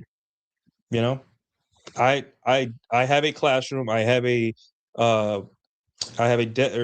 owe the people watching me. I owe it to myself to be accurate, to say what helps, right? And I'm telling you right now, from what I've heard and from what I've seen behind the scenes, these people cannot sell anything but entertainment. They don't sell courses, they don't sell books, they can't sell anything because their audience isn't there to buy up. They're not there to improve, they're there to watch, to get their views validated, right? I personally have things to sell. There's a book, if you guys want to get it, The Art of Dating. And by extension, my friends' books and stuff like that. Thank you, Moff. And so it sounds scammy, right? And it sounds like I'm a grifter, but am I really grifting if I'm giving you what I believe is something that could help your life if you use it properly, right? I'm selling you a screwdriver. Do you need a screwdriver? Not always, but it's in your toolbox. Or you may not ever need a screwdriver because you have your own, but it's better than watching a video of two people beating each other in the head with screwdrivers. And that's one of the realest things I've said in a long time. Damn. I'm gonna clip that. But you gotta and the thing is, they're always gonna be secretly kind of jealous because a guy with 5,000, 10,000 followers, 1,000, he's making the same. If he can get a high ticket offer or sell something meaningful to people that will help people, he has bypassed the whole act like a clown phase that people think that you need, and gone straight to the money and the whole self-fulfillment, because I am getting messages. I am on the phone with competent guys that just need a little bit of tweaks in their life. And that is, there is no amount of money that can replace that. You can be the number one debate king on earth. You could be this, you could be that, whatever you are, right? But when someone says, "Thank you, dude, I'm out here killing it because of you." You talked about that I last almost got week. teary. And Yeah, I stuck almost with got me, 'cause teary-eyed You said saying you're like, that, you you're know? like, he's like, I would rather, not that this is the dichotomy, but let's just pretend for a minute that it is. You said something along the lines of like, I'd rather give my book away to somebody for free who reads it and applies it and gets better results than somebody who buys it and lets it sit on a shelf and who doesn't read it and doesn't apply the stuff. I mean, that's obviously not, sustainable on a long term, right? Like you'll buy your shit, but it's like the sentiment is there. And I think that's super important. I think that's the difference between a guy, like you can see a guy who cares versus a guy who doesn't. A guy who actually wants to see people get, results. But at the same time, too, there's so many guys out there, and this is something I've still never completely been able to grasp, where it's hard to sift through the difference of, there's guys that come in the DMs and they just this whole thing, and it's like, yeah, man, I want to help, but I can't do this for free. Like I can't get on an hour call with you or spend 3 or 4 hours coaching you for free. Like this could go to somebody that's going to pay me. So it's like, it's a tough balance, because this is criticism that I'm sure all three of us have gotten. Well, it's like, oh, you're just like your point. You're just doing this for money. It's like, no, I could do a whole bunch of different things for money. This is what I'm choosing to do with my time because I want to do this. It's like guys that think that we're just getting on views and then just selling a billion courses or a billion books or whatever. They just don't understand the reality of what this is. That 90% of the people, 90+% of the guys that come in say they want to do it. They really don't, because you just see what their body of work is or what they're willing to do. You know, I want to get XYZ results. Okay, man, this is the blueprint. Like, this is what you should do. No, too difficult, too hard. Right. That's the vast majority of the response. The response is very rarely, I'll do anything you tell me and I'll pay you to do it and I'll get good results and spread the word and it'll show that there's proof in the pudding. The vast majority is just too hard, too difficult. You're a hater. It's not going to work for me. This works for me. I want to do it my way. / I just wanted validation of my choices coming out of your mouth. There's much easier businesses to be in than helping men. Like, if we wanted to all just get rich, we would just pander to women all day. We would just sell women shit. Like, they spend all the Stanley money, Cups, right? Ladies, would you like the Stanley Cup that's pink instead of black? It's $30 more, $40 extra, but it's cool. And like, all of your girlfriends have one, and you're going to be the weird one at brunch that doesn't have one. So you probably should buy this. It's crazy because despite everyone thinking the red pill and male dating advice is like the bane of humanity, the lion's share of dating advice is from women to men on the internet, right? You search it on Instagram, you search it here, you search it there, right? But here's the thing, right? I went peruse through like a girl with like 200,000 followers on Instagram, dating. She is a dating coach, right? She has a link Calendly, because I was just trying to find like business ideas, right? Learn from your enemies, right? Art of War. But a lot of what I looked at, what the things that got the most engagement, right? Because those are your problem areas for guys, and they were, her with her titties out, look, and I'm like, yeah, cool. And then the other one was make her fall in love with you. So, make her obsessed with you. Those were the ones that were like double all the other impressions of all the other shorts and reels, right? And that said something to me, right? Get a girl to fall in love with you. Do you think I can pitch that in a 30-second reel, bro? Look it's at a college course, right? That's a 4-year Look degree. at me. That, like, dude, I can't. There is no amount of, like, I would have to sit. That's a 4-hour seminar, one-on-one, of me explaining everything that it takes for a girl to, like, be obsessed with you. That is not a college. That is not a flyer, a bumper sticker. And that's what these people are doing to men. Men are looking for an easy way out. I'm like, you don't want the easy way out, right? You know what you want? By the time you get to a point where a girl falls in love with you, you'll see it as nothing but a minor inconvenience, and she'll just love you for more. Yeah, So there is no easy way out. So you're saying there's no shortcut home? No, there's only the Am I Odyssey. the only one who knows that song? Come on. No. I thought you were mentioning the Odyssey or referencing the Odyssey movie or something. So. No. There's no easy way out. There's no shortcut home. Who is that? Is that Paul Stanley? Can't remember. I know it's that's I don't There's know. no Now it escapes me shortcut too. home. Is that Rocky? I know what you're. Yeah, that's Rocky 4. It is a Rocky song. Is it Foreigner? Who is that? There's no. I know you'll figure it out. Yeah, I'll figure it out. I want to come back to getting the train on the tracks a little bit. I wanted to bring this up just because it went crazy viral, and this is kind of, just looking at. I just want to get opinions of this, right? This tweet went like majorly viral. It's got 17 million views on it at this point. We talked a little bit about this. So this guy, I'll just read it out loud for people that are maybe listening to this. During high school / college, I tried to get my, I guess, now wife to date me for 5 years, and she wouldn't. Always had excuses. We hung out once or twice, but that was it. Then one day I called her and she answered. She talked to me for 45 minutes. Why? It was the right time. She was scared. She had a flat tire and was waiting for the tow truck. She wanted someone to talk to. The next week, we went on a date. Fast forward, our 4th kid will be here in a month. You never know when it's going to be the right time, but we can increase our probability. The 2 lessons here are never be afraid of rejection and always follow up. Sexy is as sexy does. And then, pregnant wife for the camera here. And what was interesting here is I think there's two major reactions, and I'm kind of just, curious what you guys think. Like, reaction number one is the most common we've seen. It's like, hey man, she ran around for 5 years and wasn't giving you the time of day. Who knows what she was doing all throughout college? And she only called you when she was scared, and you're the dependable guy that she can fall back on. You're a loser. You're the guy she settled for. And then there's the other school of thought where these guys are like, yeah, dude, but let's just say his story does check out, because no one's ever lied on the internet. It's illegal. But let's just say it does check out, and she's like, he won because now he's got 4 kids with this woman. And let's even assume like she took his last name, much like unlike the very beginning of the video. So it's like, first of all, like, God, man, like posting your wife on Twitter for views, I don't know, weird. But also, like, winner, loser, does it matter? Who cares? Nuance? Like, what do we think about this? All right, Jack. What matters to me is like, why, first of all, did you keep chasing a woman who kept rejecting you? That's number one. Then second, okay, cool. You say you have 4 kids. No, she has 4 kids. The kids are never yours.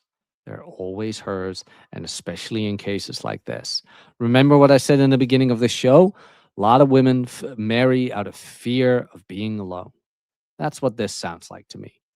For what? How long was it? 5 years? Did he chase her? 5 years, high school and college. So as we know, her, hottest years on average, as we could probably guess, late 19 to 20 and early 20s. For 5 years, you chased her. What did he do in those 5 years? Did he rack up a notch count? Did he rack up experience? No, I'm gonna wait for this girl. Do you think she waited for you? Well, she did wait for you for the right opportunity to pick you up, or for you to pick her up when the guys she was fawning over wouldn't go for her anymore. And yeah, okay, again, yeah, now you're married and you have 4 kids. Are you allowed to do a paternity test? That, like, I don't even need to know if they're actually his. Are you allowed to do it?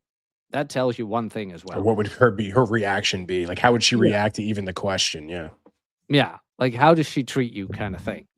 And are you having, well, okay, 4 kids, so we can we can assume he's had sex 4 times at least, but how's your sex life outside of that? Now, let's say this guy is getting blowjobs 2 to 3 times a week, whatever, sex 2 to 3 times a week, and everything's glorious. Fine, good. This specific guy won. He's got what he's wanted. He has a sexual fulfilling life. From the photo, what I remember, yeah, she was pregnant, but she didn't look that bad. This is 1 out of 100. How many cases are there of a guy who's fawning over a woman for 5 years, who gets put to the sideline for Chad and abusive boyfriends and whatever, only to then at the end of the line is allowed to pick her up and has a horrible sex I must have life. forgot to share it. Yeah, that's the actual. So there's the photo, right? Yeah. Like, there she is. I mean, actually yeah, put she's it on the screen. pregnant, but she doesn't look that bad. Yeah, she is for guys that are not on the internet too much. She's like a 6.57 if she if she cleans up a little bit. Normal. To me, that was just Yeah. normal. But this is not the rule. If this guy is winning, that is not the rule of a majority of these cases. A majority of these cases is, as I already mentioned, the woman just biding her time for the right guy to pick her up after she's had her fun, so she can ride into the sunset, being taken care of for the rest of her life.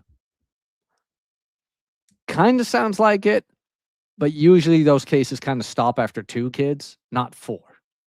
So Yeah. I mean, what's the alternative? Like, for guys that are stuck in this situation, he has to believe that he won, that he got her wife's best. Like, there is no other, because if not, then his whole identity and his whole life. So I don't really blame him that much.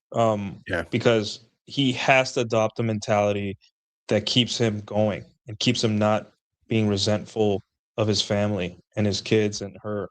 So And which is Again, why he like, was and fighting so hard people in the comments, and he was just like all the trolls and the incels and all of this. You know, you guys turned my wife who doesn't drink, smoke, or do anything, and turned her into Bonnie Blue or all this kind of stuff. So yeah, like he is just tripling and quadrupling down on this because he yeah, has to. He can't look himself in the yeah. mirror and be like, maybe the internet's right.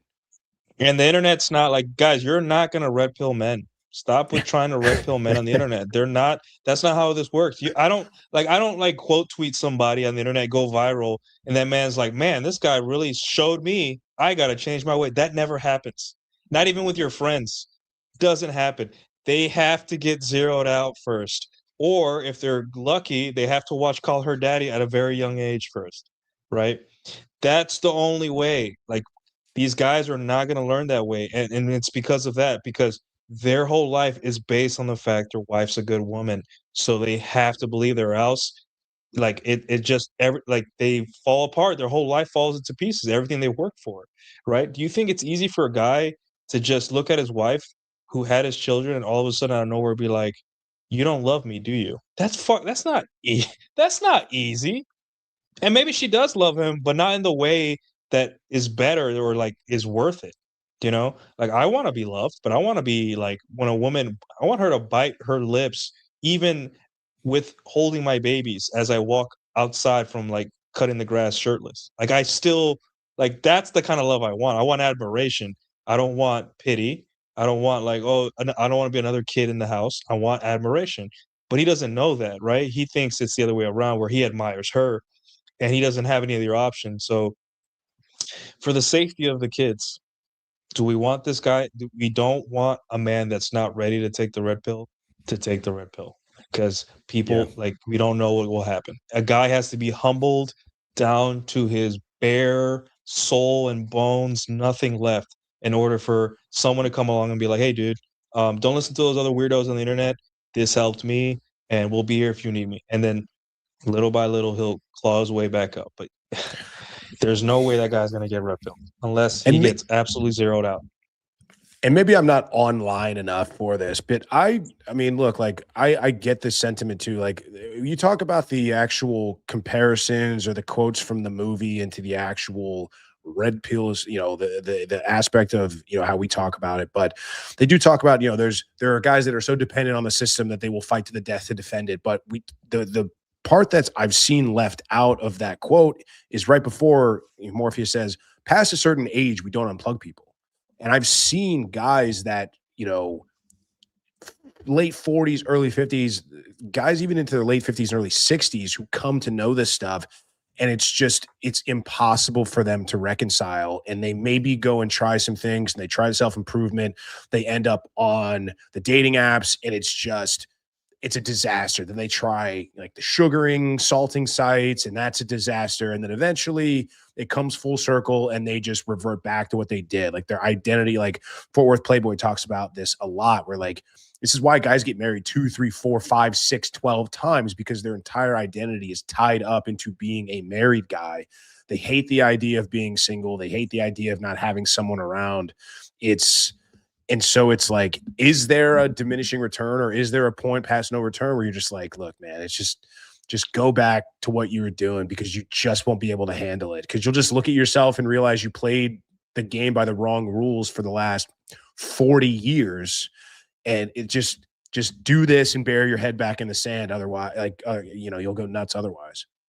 Well, the thing is, it's not up to us because, Yeah. like, again, if you're online and you have like a lot of businesses have to be online now. You have to spend more time online because that's just life. You're going to see bad female behavior. You're going to see it rear its ugly head. And you know what happens? Women are not as slick as they think they are, right? Women have a lot of, I think Jack talked about this. Women are they have a lot of hubris, right? They think, oh, I got him, so I can do whatever I want, say whatever I want. And this is why these things happen, right? So let's say you're a girl and you know what you're doing, you had your fun, and now you're going to settle down, blah, blah, blah, right?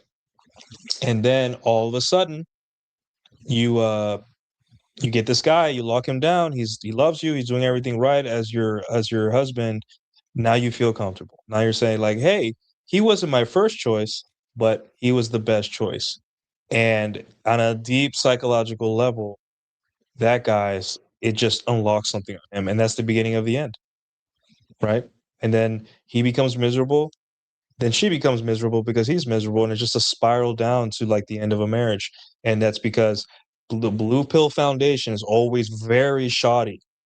It's very shoddy foundation for a relationship. It's built on lies, deceit, ego, fear, anxiety, all that bullshit. So when one little pillar breaks, the whole thing comes crashing down little by little. It's a shoddy design for a relationship. Red pill relationship is like no covert contracts. You accept her for what she is. Your body count is high. You don't care if she has a couple bodies. You know how to fuck really well. You picked her. You got the girl that you wanted, but also you didn't obsess about vetting criteria that didn't matter anyway. So that is built strongly. You couldn't leave a girl like that if you wanted. She's gonna be obsessed with you because she's like, I can't use this relationship for clout like my blue pill married friends can, but man, do I want to fuck him all the time and be good to him. This is better. And it is what it is. But yeah, women's hubris are always like, we would want to keep the red pill away from guys that are like at risk of hurting themselves and others. But it's just women will always sidestep us and be like, no, we'll show them what it is.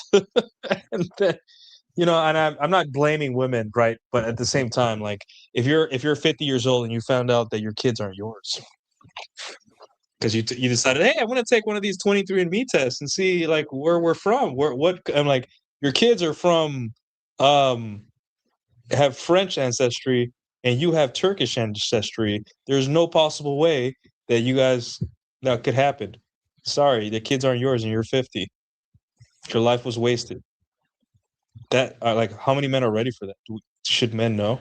Almost That's none, why I'm kind of right. Like, yeah, I get it. It's like that's the Yeah. biggest danger this guy's zeroing out is that some of them always don't. Like, you have to go there, but not all of them make it out of the other side. I mean, there's guys that are seeing themselves on these "Are we dating the same guy?" groups on Facebook, and they're older and they don't understand that the internet isn't real, right? And they have no way to cope, and it's like they just think it's over for them. They think that they just can't adapt. I can't remember when I read this in college, but it's the guys that are at most risk to people in general, but mostly men. Obviously, we know the statistics that are more likely or that are more at risk to take permanent steps to a temporary problem, or where there's such a jarring realization or change in lifestyle.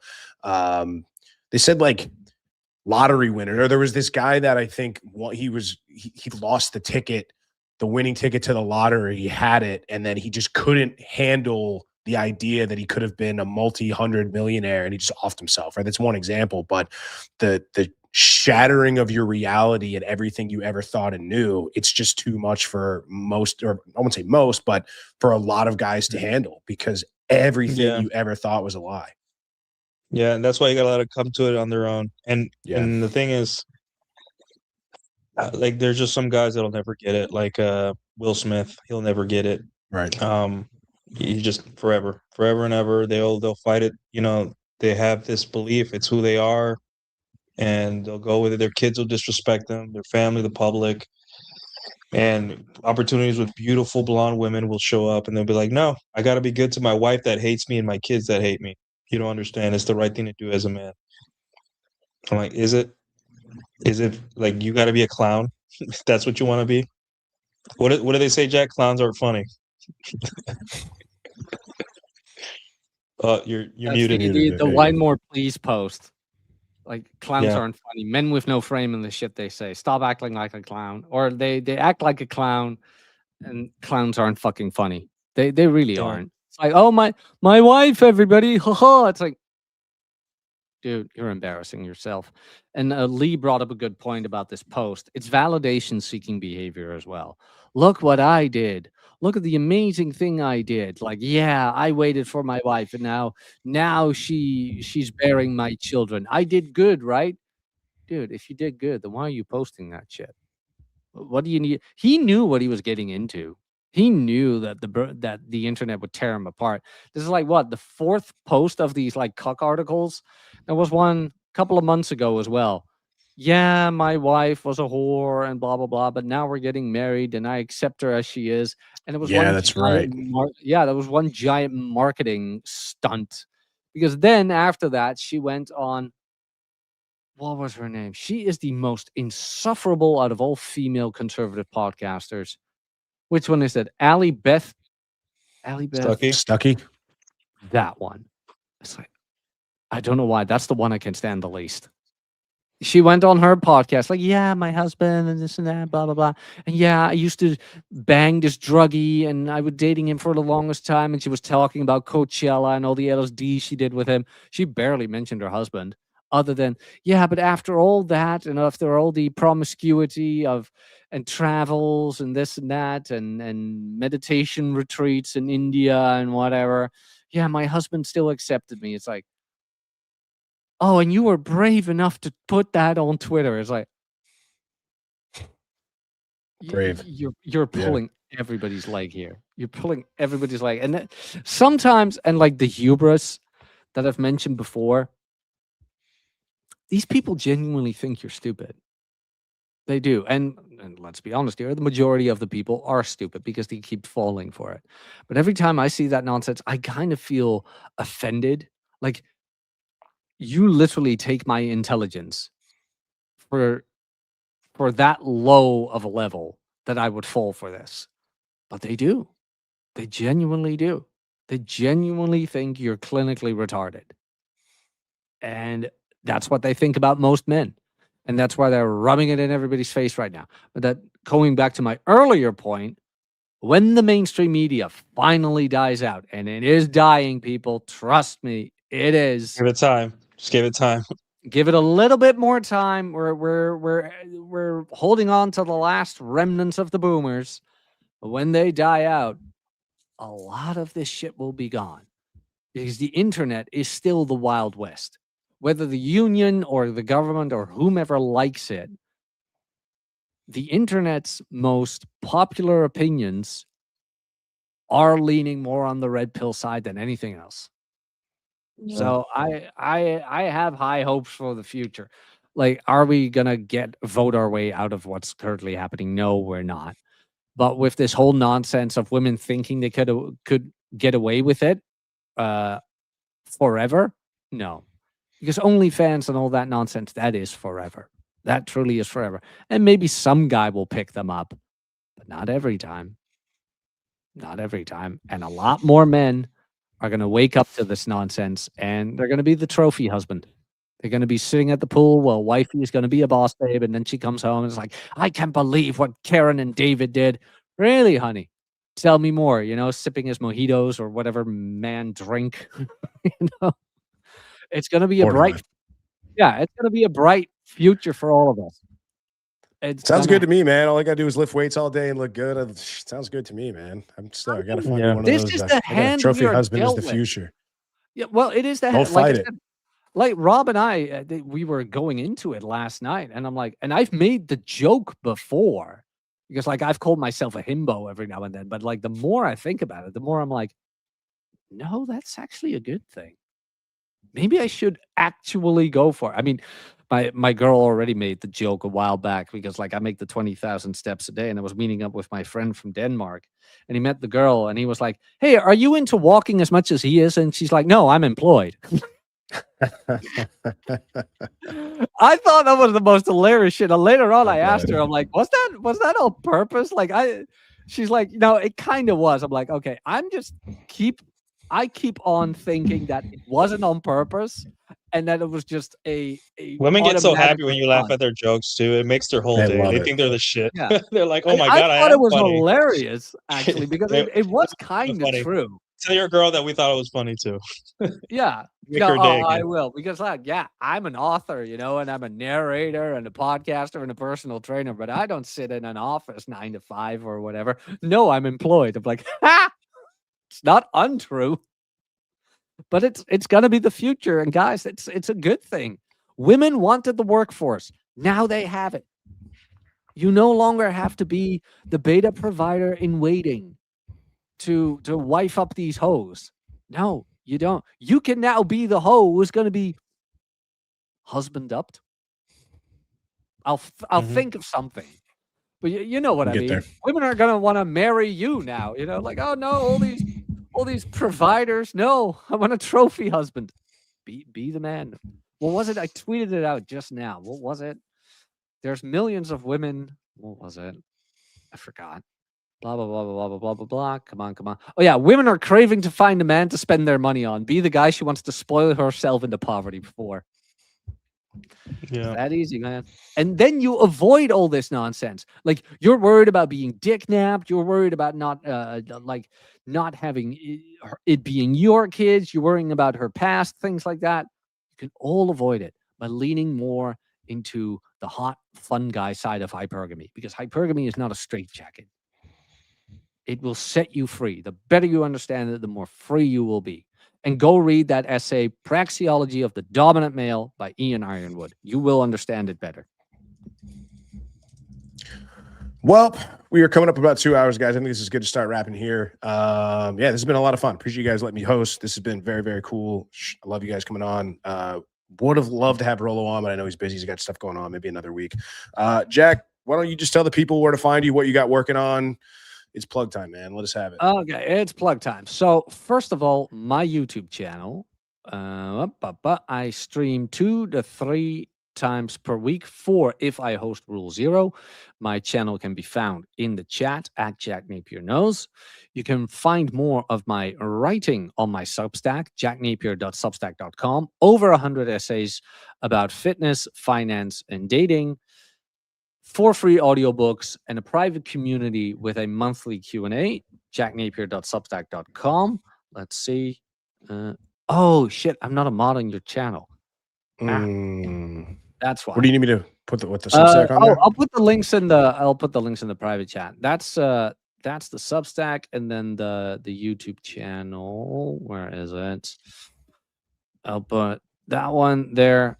And of course, the book available now on paperback, Kindle, and audio, narrated by moi. 200 pages of condensed red pill lessons, successes, failures, and notes swapped. Available now on paperback, Kindle, and audio. The link will be in the live chat shortly. And that's kind of everything from me. And oh yeah, Monday is reactionary content. No, I will not be reacting to the hot garbage that went on this weekend. I will find something else to react to. And that's Well it said, for my me. man. Nuke, on you, my friend. All right.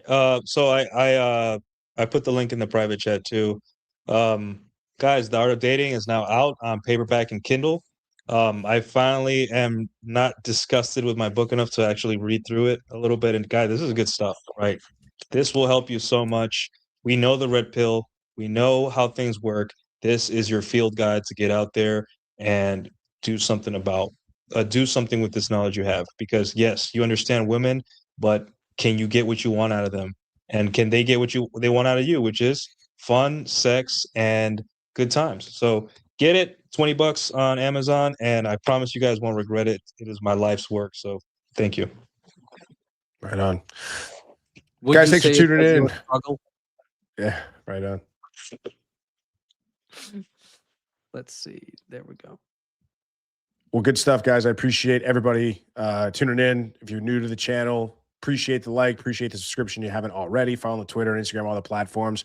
Need to get in a better habit of putting out long form content. I stream every Tuesday. I'm going to move our show to Mondays. My buddy TC, we do Navigating Modern Dating. We talk a lot about this sort of stuff. So this will be something, I like to talk about the things we talk about Rule Zero on Saturday and kind of talk about it on our 2-man show. I will be sharing shortly this new in-studio live stream podcast that I've been working on. We had our first episode last week, but because we're using a different channel and there's rules on live streams for YouTube, we're hopefully going to be doing it every Tuesday from here on out. It's going to be more of an in-person panel show in studio, so we're not bringing back like the female POV or ladies night, things like that, but it'll be a show that's in a similar slant. So when that comes out, we'll really appreciate you guys following that page, liking and supporting.